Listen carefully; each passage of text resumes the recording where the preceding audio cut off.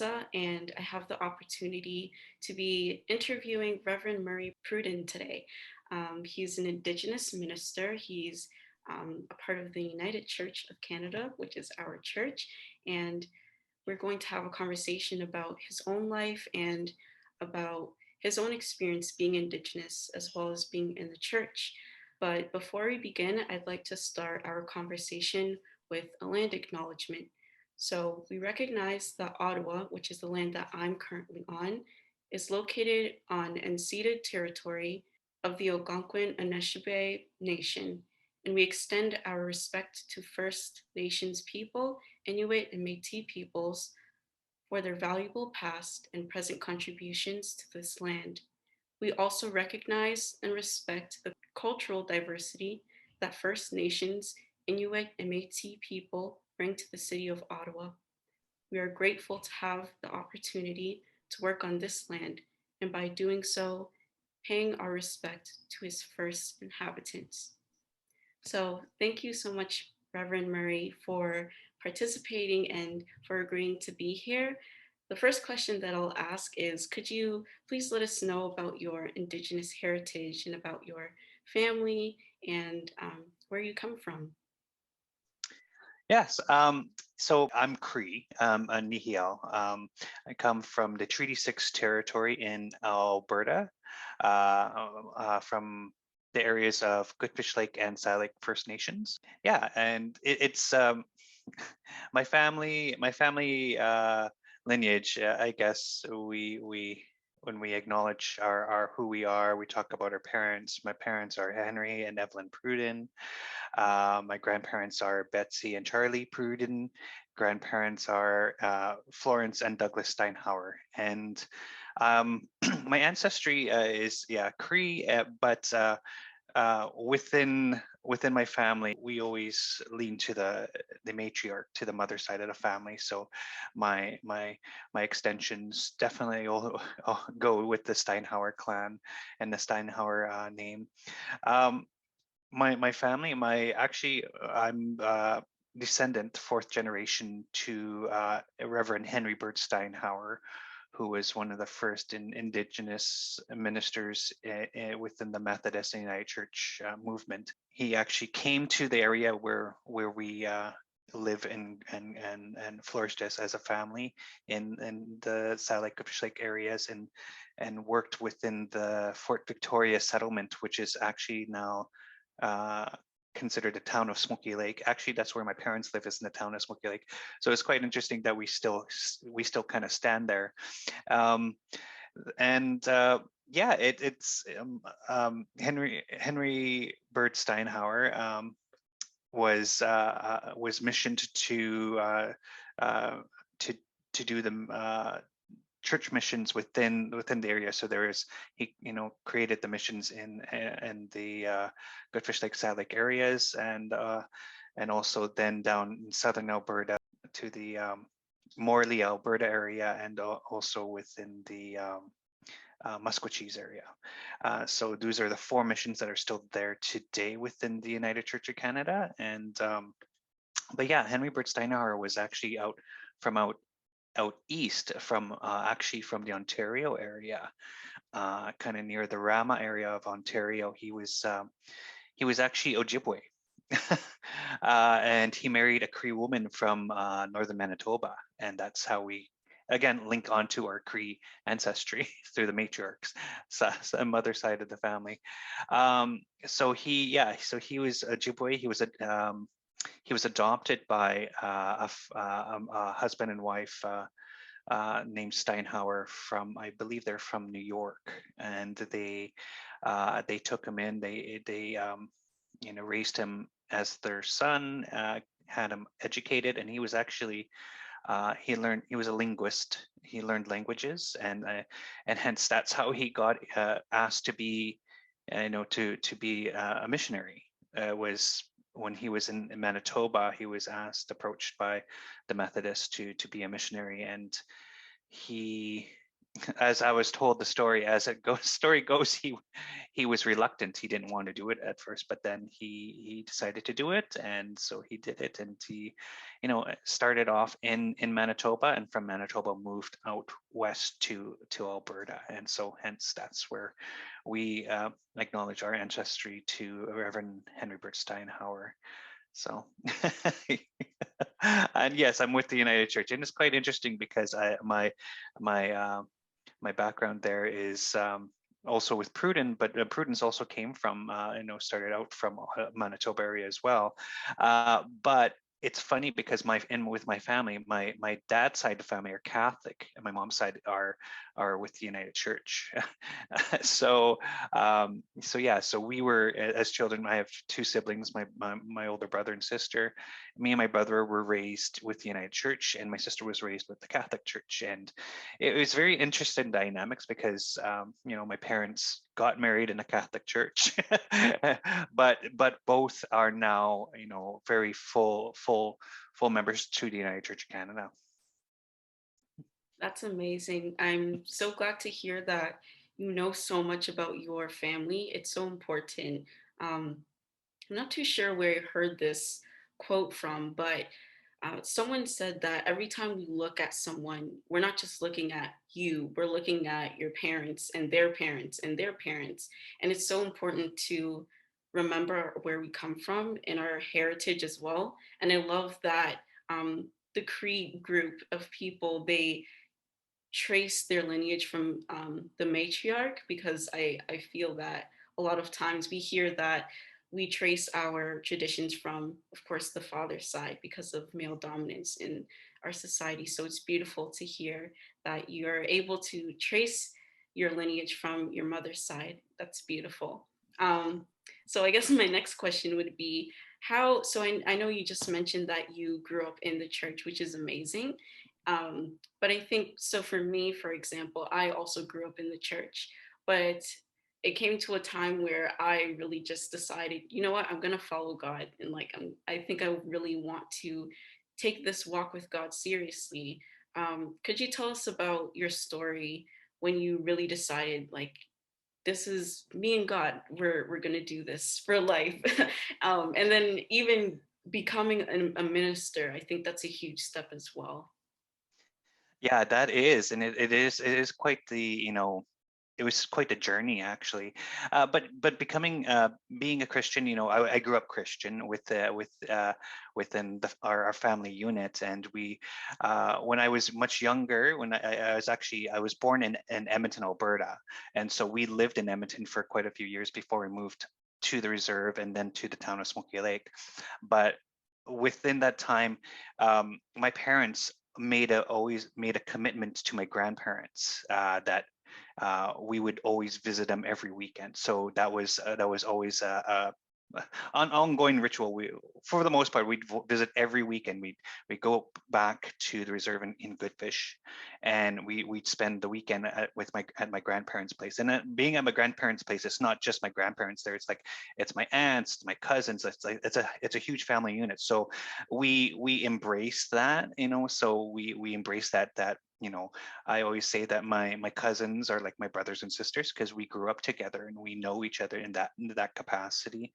So, always going home every weekend was that every Sunday we went to church. We always went to church. So every Sunday every Sunday morning we go to church and we do this the Sunday services with all the other community members that were with the United Church, and I was actually baptized in that church too, on the reserve.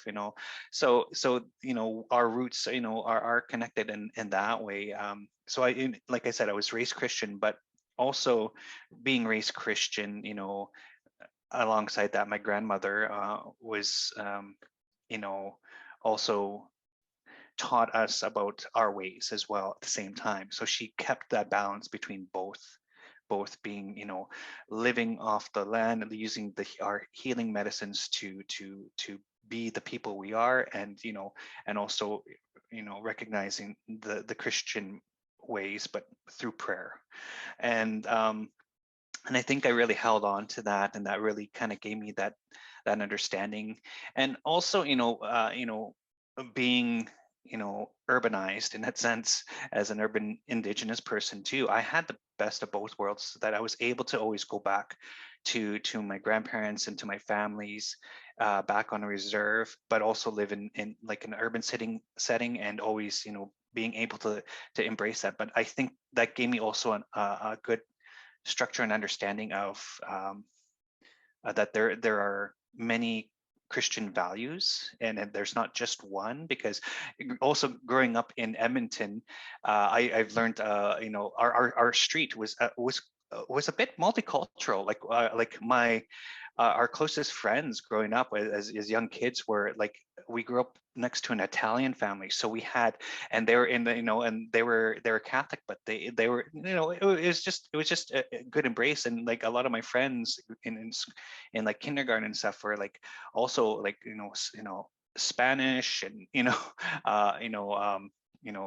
European English. Like I had a dynamic, of friends already. So, and from the Asian community too. So it was, I grew up seeing so much already, and not as, living on the reserve, where you're a bit isolated from that, sheltered from that. So I really embraced that, because, and I really grew up with that with my mom. And my mom was always a carrier to me to always, be faithful, pray. We were always taught to pray, and that was always the biggest thing for me, as being a spiritual person, but being Christian was always prayer.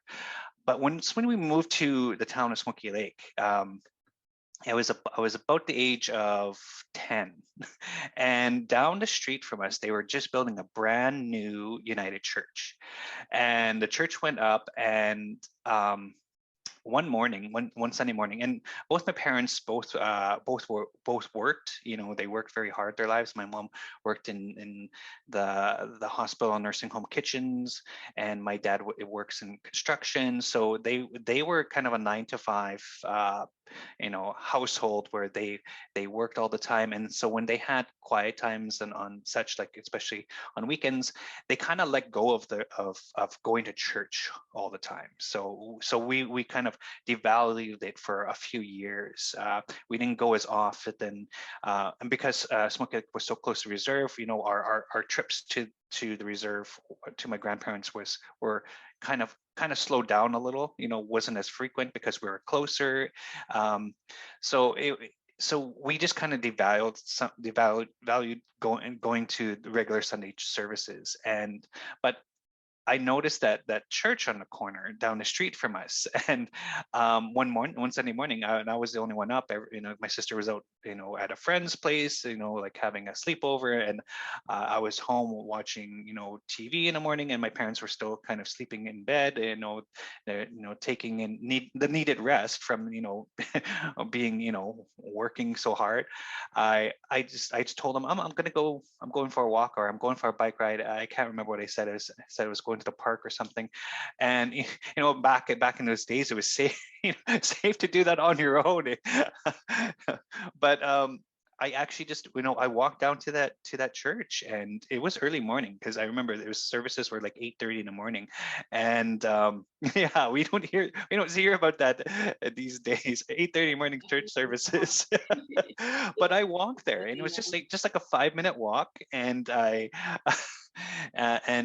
and I went in, and the greeters were just like, "Oh, how are you? Who are you? How are you? Welcome. Yeah, we'll just, like." And I just sat in the back, and there, everyone was just, surprised to see me. And they welcomed me. And then we had coffee time after, and a few of them sat with me, and just, we're very interested. It's like, "Oh, what brought you here?" I'm like, "Well, I just saw that there is, people down at the church, for the last, few Sundays. So I figured I come here." And they're like, "Oh, you're welcome to have me. You can bring your family next time." And so that's what I did.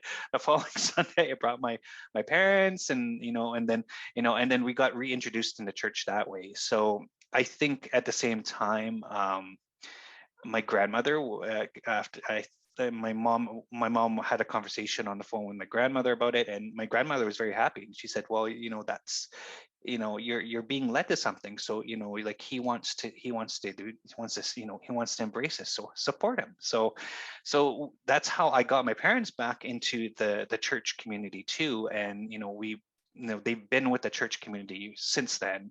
And as I was growing up, I've kind of embraced the idea of the church, but always participated in community. But then it came to my, when I started getting into my later teens, I was going into university and college. I started having these questions, about God. Like, what is God? What is this presence? I'm kind of going on my own journey now, and so starting to embrace that. But then going into my 20s, I decided to return back to school and go to university. And my first year of university, I midway through university, I lost my uncle in a car accident. And so during that time, I was getting burnt out because of not really taking the time to reflect on the loss of my uncle, and and also trying to support my aunt and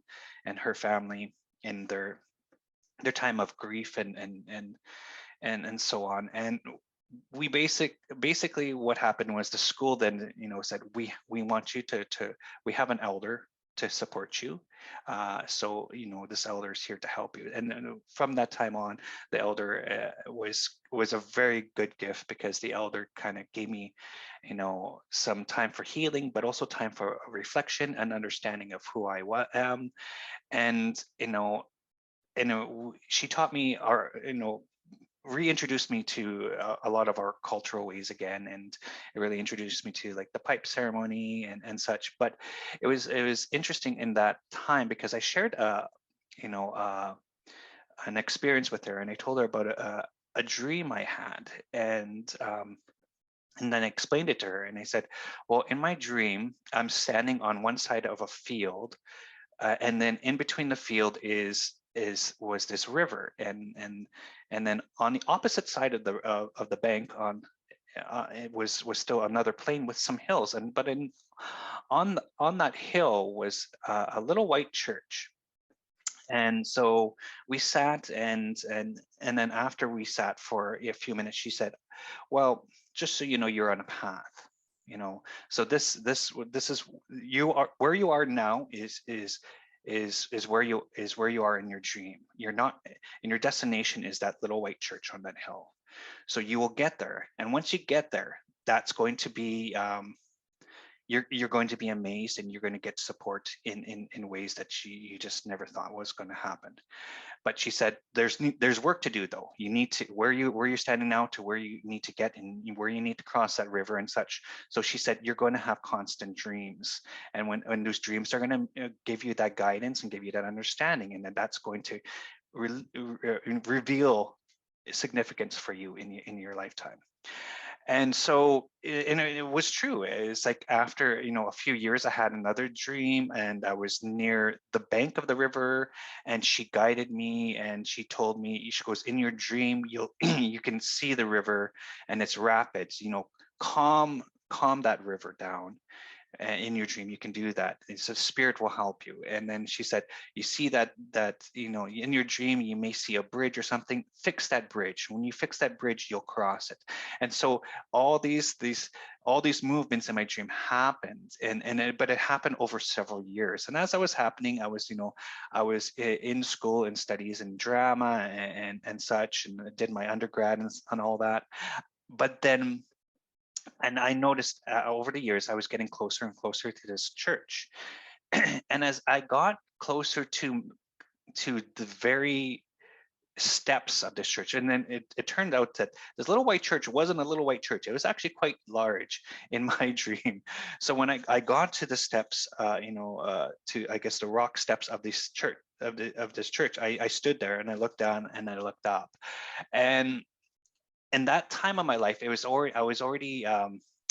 done my undergrad in university. I was working for the government in a government job, and I was looking for direction in my life, because I come to 10 years of working with the government, and I was going through some I was going through some personal things with surgery and such, so I was kind of at a standstill in my life. And so I had some medical leave from from work, and so I was in healing process and such, and so things were changing for me. And at that same time, I was just thinking, it's like, there's something that there's something more. And so that's when I had that final dream. I was at the edge of the church, and then I started thinking more about my spirituality and my faith and my beliefs, and I really realized that, like, I am a very spiritual person, and I need to hold on to that and focus on that. So, and that's the dream really then revealed itself to me, and sure enough, I started getting some some information on seminaries. And so, the Sandy Soto Center, Vancouver School of Theology, and it just became like, this is what I need to do, this is my next step, and this is where I'm being guided to. And amidst all that too, I went through some healing and such. But one of the confirmations I got that was a blessing was, before applying to seminaries and starting that path, my cousin told me that she needed to talk to me, and so we sat and we talked, and she goes, "Yeah, I need to tell you something." I said, "Sure, you can tell me anything." And she said, "They told me, I got a visit in my dream the other night, and they told me it's time. It's okay. You can go ahead and do it now. The ancestors are telling you this is now your moment to do what you need to do, and you'll be okay." So then that was my confirmation, that I was getting the blessing to go into into seminary studies, and take that path more into ministry. So it was quite the process and practice to it. So it was just a long path of journey. It was just not like a one-time event. It was like, there were things I needed to do to ensure that I was doing and being guided in the rightful way. So that's my story. I know it's a little bit elongated, but that's my story. No, it's an amazing story. I think, thank you so much for sharing that. And I think it's important to go back to even when you were 10 years old, the fact that you were drawn toward that church. And some people would say, well, yeah, you're 10 years old, you're curious. But I think that was really intentional for God to kind of direct you there, and then bringing your family back to the church. Mhm. Even I have a side question. With all of these dreams that you're getting, were you ever impatient? Like, year one, you got this dream, and then year two, you're a little closer to the church. And then year three, you're like, oh, am I, like, how long is this gonna take? How was your patience with getting these dreams and getting closer to the church? Well, at first, yes, I was a little impatient because I was anticipating, and I think that's probably the worst thing to do, is like, like, something's going to happen. Like it, but because of that anticipation, it pushes back that patience, right? So you become very impatient, and so then you overthink, and I'm a thinker too. So for me, it was just so much. But then working and having my elder with me really gave me that grounding. So she's teaching me, you know let go of time, basically, and let things just happen in this, like, the spirit will guide you, like, just have that patience and have that faith in your mind and your heart. And so I had to always constantly remind myself that. And after time too, I just kind of let go, kind of let go of that direction, and just, again, allow the seeds to sprout, and allow it to flourish. And it will just, you know it was part of the lesson, and and the thing with patience in particular, like, and she gave me my name too. She gave me my indigenous name. So Wolf of Gentle Rivers, and it was such a, because of my dream and because of the path I'm on. It just, you have, you have the you need to have patience. You need, being gentle is hard. So let that gentleness be your guide. So if you're too hard on yourself, and if you're too hard on things, you can do damage, or it could create stress, it create something that's not natural. So work with time, work with patience, work with everything that the world and the land gives you, and because that's God's in there. God's being, trying to teach you gentleness. Yes, for sure. Gentleness is definitely, it can be hard, especially when you're anticipating something, which also goes with patience, but Right. definitely worth it in the end. So my next question, I think I'll start with kind of a preface first, and then I'll end with the question. But a book written by Kelly Brown Douglas, she's an American Black woman. She wrote "What's Faith Got to Do with It? Black Bodies and Christian Souls." So her book was inspired by a comment that was made by one of her students, and the student said, "How can you, as a Black woman, possibly be a Christian?"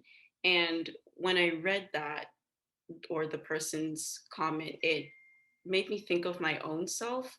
Um, how can we, as people of color, especially based on what has happened and with Indigenous people, with Black people, and with all people of color, knowing the history of white Europeans coming to our land and inflicting Christianity and inflicting um, religious dogma onto different people, how do you integrate that into your faith? Like what was it that drew you to God? I know that you said you grew up in a Christian family, but what has kept you, even knowing the historical context and the current actions of white Christians that have negatively impacted Indigenous people? What about our faith has kept you in the faith? Yeah, and and that's a very, very good question to be asking. And like in particular right now, for, I mean, Indigenous peoples across Canada and North America, because of the current events with the impacts of the findings of the unmarked graves in certain residential schools and such. It's If you would have asked me this question, like, before May, I probably would have had a different answer. But because of those impacts, it's really, it's been a current battle for me, and I think also a battle for many Indigenous people who are Christian, because it's like, okay, so it's these truths are coming out about the historical events that happen to Indigenous people and current events that happen to Indigenous people. But what's kept me in the church, kept me with the Christian faith, is well, first of all, it is what I was taught. It was what my parents and my grandparents have taught us. But it's also, part of that is part of my family, part of my grandparents, like my grandmother in particular. I always talk about my grandmother, because I think she's been always one of the greatest influences, but has always been quiet, but always been the greatest influences in my life, to understanding, acceptance and spirituality. And so she's the one who taught us, because she lived off the land, in the sense that she used all, our earth medicines. She helped heal people. People came to her, and she dedicated that part of her life and her understanding of the land and the spirit that's within the land, and within our people, and within, in our language, in our prayers, and really taught us that. But also because we she always reminded us that we live in the now. So it's we cherish and hold on to our traditions, but we also, the world's has always been a changing and is always a changing place. So we always need to live within the world that's given to us, so that we can like work together. That's always been the idea, is that we always work together in this identity, that life is it's kind of like the physical and the spiritual. Without the other, without one, there's no other. And so relationships are really important, to look beyond the neglect, and to always search out, whatever good is there in this world, always to look for the betterment. Never, she always taught us never to never try to hold on to a grudge, and if you do, don't hold on to it too long, because it's not worth it. Life is a gift. She always, like, live your life as best you can, with the good intentions, with good heart, with good mind, with good, you know with goodness. Yes, people are going to hurt one another, and to do harm, but that just proves that we're human. um and so based on that, and then also growing up in foremost an urban and off reserve life. um i I grew to see that as well, and to embrace that. And doing that, I've created good friendships and good community partnerships, and look beyond, even though if others don't look beyond, because there there is problems with racial stereotypes and such, that it's always to look beyond the perceptions.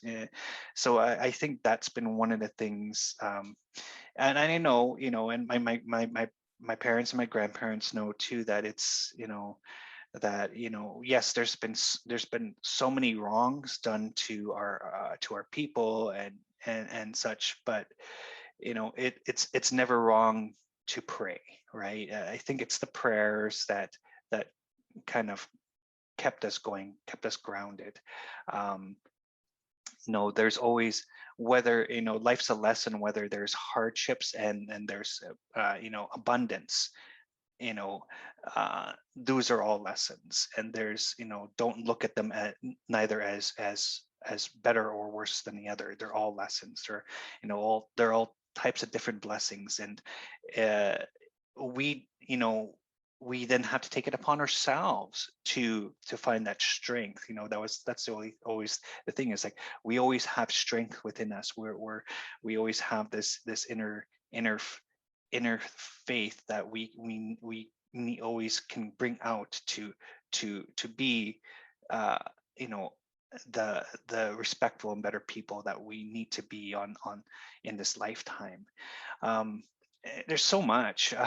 But I remember too, just this last Christmas, because of the pandemic, I didn't get a chance to fully visit all my family because of, restrictions and such. But I did talk with my aunt before I came back home from Christmas break and such. And my aunt, that she gave her a present, a picture of me from my ordination ceremony and such, and she was happy to receive it. And again, she was, very very sad that she couldn't be there in person because of the pandemic and such. But she's, one of her last things she told me, she's like, like, you do what you need to do, and and again, it's back to keep faith, and because that faith is going, is what keeps us strong. Keep up your prayers, keep doing what you're doing, and remember that you are you're Nehiyaw. And Nehiyaw is Cree for us. It means Cree for us. It's like, you're from the land, Nehiyaw. Remember, and you have strength. That is your your, we're strong. That's what makes us strong, is knowing that we're Nehiyaw, that we're connected to the land, that the land provides for us, gives us all that we need, because that, because she gives us life, and because of that, creator's there with us, God's with us. It's all those, it's like our faith goes beyond just, being a church. It goes into being a community, being a people, and that's what, basically what makes a church, right? So our faith is connection to land, to spirit, to nature, to the animals, to the trees. We all have, we make these connections, we get these groundings. And that's one of the things that, being an Indigenous Christian, I've been taught, is that, that is where our faith is, and that is where our voice is, and that's where we hear God. This is where, this is I've always, coming out of seminary too, this is why I found that this is where my strength is that the land is my church. Land is my first church. Then I go into, the idea of being in a church building or being in community. It's you identify all those connections in your circle of that you have around you. So it becomes that idea of Christian values. Christian values also hold an idea of spirit and body. Jesus talks about that as well. Through the Eucharist, through communion. And so that is, we find all these connections as Indigenous people, as that you know it's so profound, because we have certain stories that are similar to these teachings. So this is where we find these connections. Like, we're not that different. That you look at the Old Testament and look at the creation stories. It's like, those stories are similar to ours. So this is where we find similarities rather than trying to find differences all the time.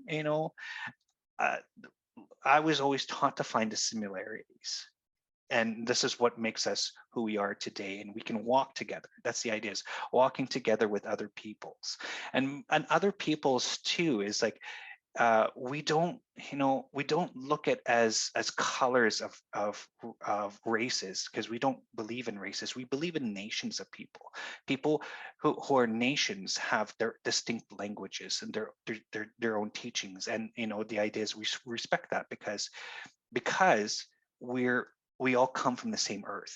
We were made by the same dirt, from the same mud. Like, the only thing that's different is what we visually see. But we remember that there's things that connect us. Prayer, the universal language of God, is one of our connections. So we find all the similarities rather than the differences. I was told a story too of um, back when the Christian Bible was being brought to our people in Alberta. Five of my great grandfathers um, were took it upon themselves to come together and interpret the Bible from English to Cree, so that it would help give an understanding of the stories. And as they were doing that, they realized, oh, this story of Isaiah and this section here, oh, that reminds me of the story of this and this and this from us. And so they were finding all these connections in the Bible. So that was the thing, is that the interpretation gave them some understanding to help others understand it as well. So, and find the similarities and find those connections. And that's the thing, is like, I think about today is, how do we keep that idea of allowing Christianity to walk within indigenous ways, but also other cultural ways too. And I know other cultures and other nations have done that upon themselves to find those connections. So it's not unique, but it's something that we don't, as Western society, we don't embrace that enough. We always look for the differences first because it's easier. Right, kind of going with my name, gentle, Wolf of Gentle Rivers. The gentleness is such a hard dynamic to live out, because it's a hard thing to do, to be gentle all the time. It's so much easier to be hard and to be angered and to be harsh to others, because it's an easier emotion to to echo out. So that's the same thing with understanding, religion and understanding Christianity and our spiritual ways and our cultural ways, is that it's so easy just to find the differences. Well, we're different from you, and so this is why we need to have this fence between us. No, it's we need to, let's learn from each other, because we're, like, through the spirit, we're universal. It's just our physical ways that makes us different. Wow. That was so powerful. Um, I don't even know where to start. Well, first of all, prayer is so powerful. And I can definitely see that prayer is, it's not just a bunch of words, it's not just here and there. You're having a conversation with God, and you're letting him know what is going on in your life. Even though he knows everything, just the fact that we're able to still speak to him and let him know, this is what's happening to our people, this is what's happening to our land. Could you meet us here? Mhm. And when you do that, and when you believe that he hears you, it's so powerful. And also, to go back to what you're saying, that indigenous people don't believe in race, and instead like nations. I think that's really powerful too, because even the Bible says that every tribe, every nation, every tongue will come and worship the Lord. It doesn't say, only Europeans or only West Africans, or only, our faith doesn't belong to one nation. It doesn't belong to one group of people. So even with your great grandfathers who were able to translate the Bible from English to Cree, I think that some people would say, well, what are you doing? You're distorting the Bible. Well, the Bible wasn't written in English. First of all, it was written in Greek, Aramaic, and Hebrew. Hebrew. And it doesn't even. It's. I think if God wanted the Bible to stay that way, I don't think we would be able to have such a huge faith community. The Bible has been translated in so many languages, and each language is different, and each language is unique and beautiful. And I think we should get used to it, because if that's the case, then in heaven we're all going to be speaking different languages. We all look different. We're all from different nations. It's not just one thing. And that's why even the past year, I've been thinking, like, Christianity isn't the white man's religion. It's not European, not European. It's for every nation, for every people group. So thank you so much for sharing that. The last question I have here, it kind of deals with the integration of someone's culture and their belief in God, or their faith in God. And I know you mentioned this before, previously, but I believe that all ethnic groups um, should be celebrated. And the reality is that each person and each ethnic group, which are usually spiritual people, they had their culture before meeting God. So when someone meets Jesus, or when someone gives their life to Christ, it's not like you're just leaving your culture. You bring your culture with you. So, for example, I grew up in a Ghanaian Methodist church, and we're African, so we have handkerchiefs, and we're dancing, clapping, and service can go on for hours, just worshiping the Lord. Um, but unfortunately, there's been this kind of idea, especially from namely European Christians who believe to integrate one's culture and your faith in God is like a contradiction or it's even evil to do that. So, could you respond to this ideology that there's only one way to worship God and this idea that it should be the European way? Um, and how do you integrate your own Indigenous culture, especially when you pray, for example? Because I know you were talking about prayer and how important it is to you, as well as how does your worship time or your worship service kind of differ from another ethnic culture? Well, yeah, that's a loaded question, but I think what I want to focus on in that question is, when we talk about, I think there's a need of an embrace of change, and then we're actually in this time period of change within Christian following and Christian understanding and Christian beliefs, and with that change, sometimes we get a lot of aggression and pushback from the settler Western society. The European way of doing things is like, we're not, like, I think there are many that are just trying to hold on to the, no, this is the way that it's supposed to be done, because this is what we've been taught for generation after generation after generation. So it's been already imprinted on many, and even us as Indigenous people too. It's we deal with that too. And so there's with some change, there seems to be some, I feel that there's some type of awakening going on too. There's a spiritual awakening that's been going on, and people are just realizing, well, hold on, no, like I'm a person who is Cree, or I'm a person who is Taiwanese, and I have beliefs, and I have, I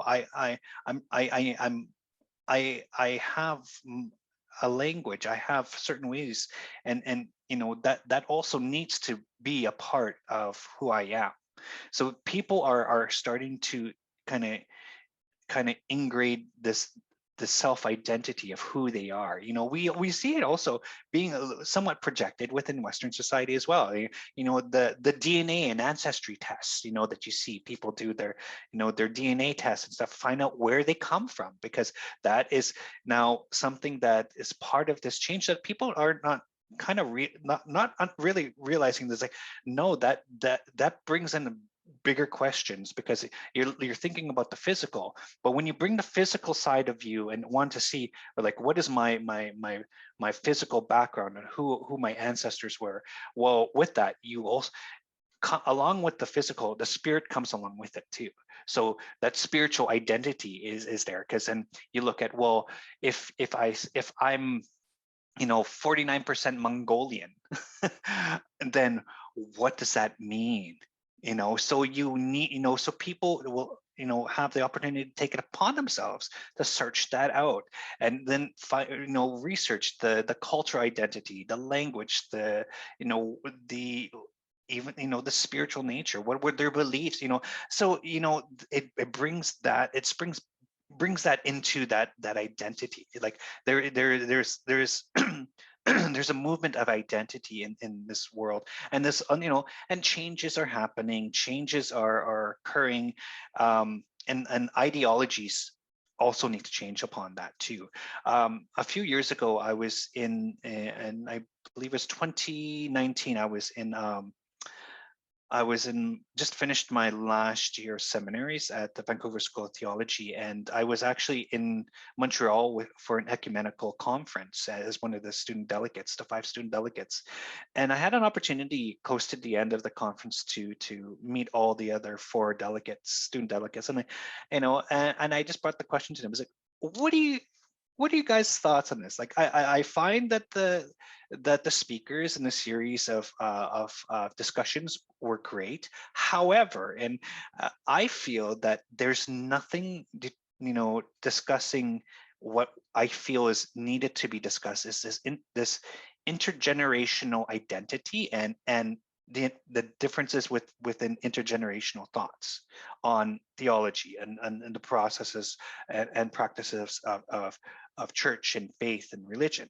And they were all in the same thing. They're like, we were thinking the same thing too. It's like there's not enough that a lot of like very highly academic things on processes that are just we felt were just kind of old school in that sense. Just that yes, that's good to know and understand, but what about now? What about the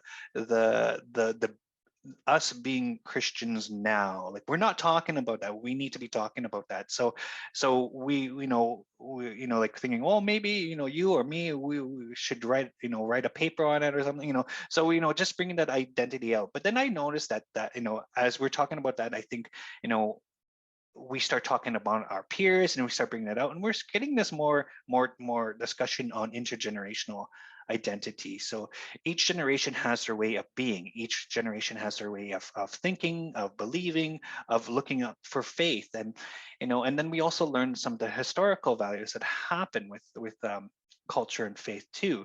I will speak primarily and what I've seen and what I feel is happened within the Indigenous church. um, for like growing up, like in going to church, like I said in the past with my grandparents and parents, it was the church was full. Like there was always people there, and we had Sunday school services too. We had like these potluck dinners, and we had all the full church movement going on. But then I noticed as soon as the residential school apology happened in '86, things started to change. And people started letting go of the church because people felt, well, there's an apology, we can let go because we don't have to we feel we're not being forced to it by some people. We're feeling that way. We're not being forced to be here anymore. We have a choice now. So there's a change in dynamics and change in that generation. So as 90s and 2000s come, that's happened, is that the church, the Indigenous church movement shrunk in certain parts across Canada, because that idea that the apologies happened in 98, apologies happened within the United Church of Canada too. So all these things have happened, and the change in thoughts of what church is also changed. So we come to now, and so we see the idea of trying to restructure the Indigenous church, because of the grander church structure has changed. So we've been placed to change as well. But at the same time, I noticed that within our generations of people, and of just as people, that we we've lost this ability to pass the torch, as they say. As generations go, you always try to mentor and pass the torch on to the next generation for them to then take it up and make the church what it needs to be, or what they feel needs to happen. And I find that within the Indigenous community, that's hasn't successfully happened, because we're missing a generation in there. So we've had the old elders passed on, and then the new elders come on, but then the new elders, for some reason, just held on to the torch and never passed it on to the next generation, because they looked over their shoulder to see the next generation, and they're not there. So the middle age people, like around my age, majority of us aren't there.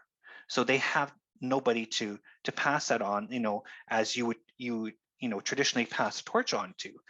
And so then we have the youth and younger generation, and the now generation are now questioning their identity and who they are, but also their spirituality.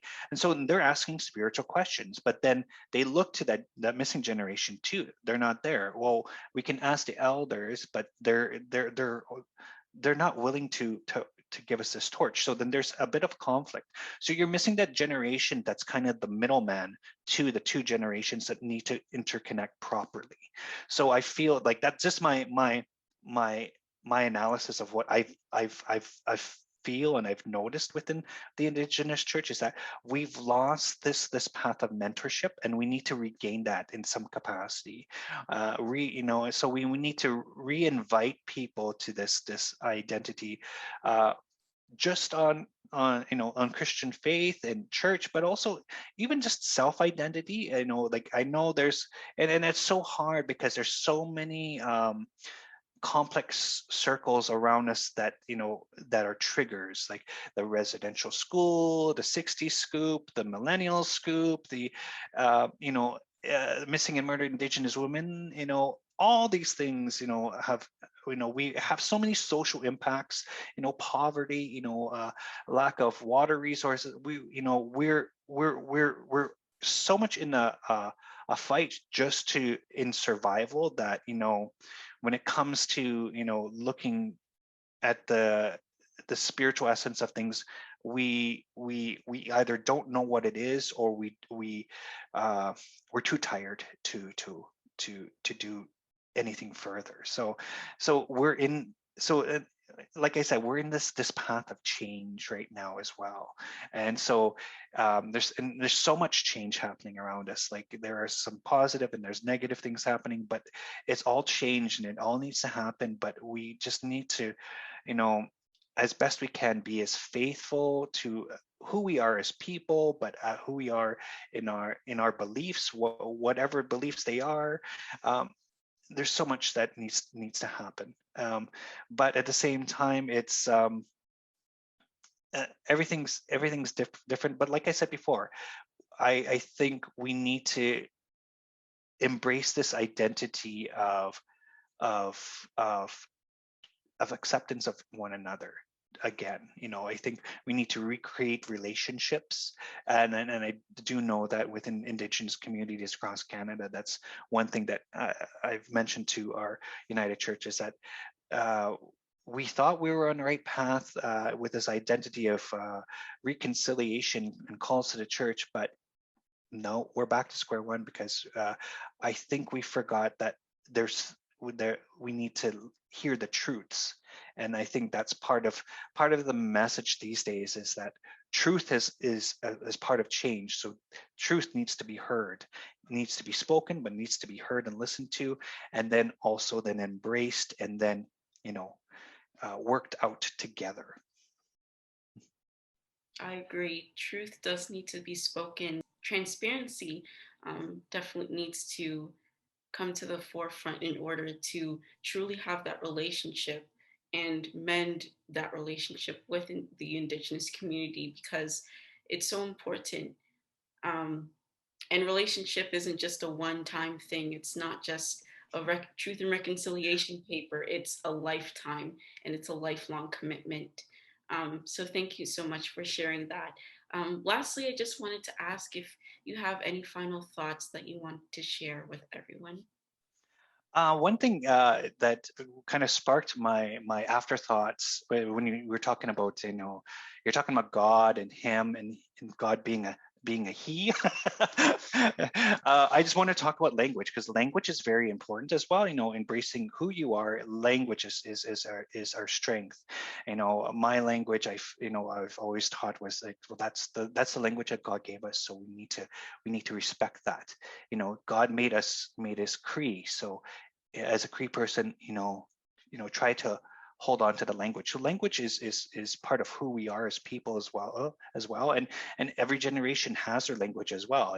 We see even the English language, and how we speak and communicate with each other is also those languages that need to be respected as well. But when we talk about God, like in our language, Manitou is creator, is God. Um, but for us, creator is not a he, is not a she. So creator is creator. So when early missionaries were talking with our people, as the way I was told the story about, why is creator a he, in our, why do we dictate as a he? It's like, well, this, as the story goes, we were told that when we're talking with the missionaries and the priests and the ministers and such, that so for them to understand, what do we mean by creator, it was interpreted as God, as the Bible's God, as he, as the as